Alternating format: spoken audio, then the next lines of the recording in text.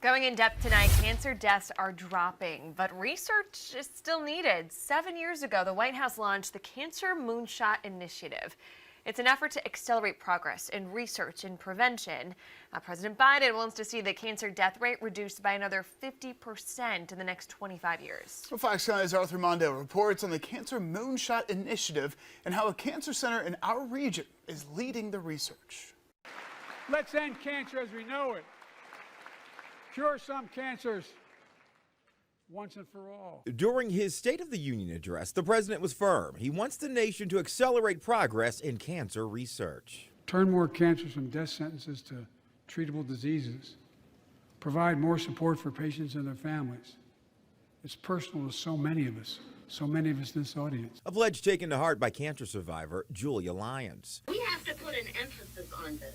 Julia was diagnosed with multiple myeloma, a blood cancer, in 2015. Surprised and shocked because, if you know the term health nut, Julia had been the health nut all of her life. An active health nut and vegetarian who called fighting the disease an agonizing journey. It is very painful.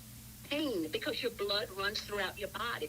Very, very painful. Today, she's a survivor, participating in a cancer moonshot clinical trial with Gibbs Cancer Center and Research Institute. More people are involved in these studies. I think the more we will learn about the disease. Research to prevent others from having to go through years of discomfort and even early death. We wouldn't be here today if it wasn't for studies like this. And I think the more and more you learn about a cancer or an enemy, right, you can apply it to that, the more and more you learn about them, the more effective we can be in the future. Dr. Tundre Buck is a hematologist at Gibbs, a place that's leading the nation in participants.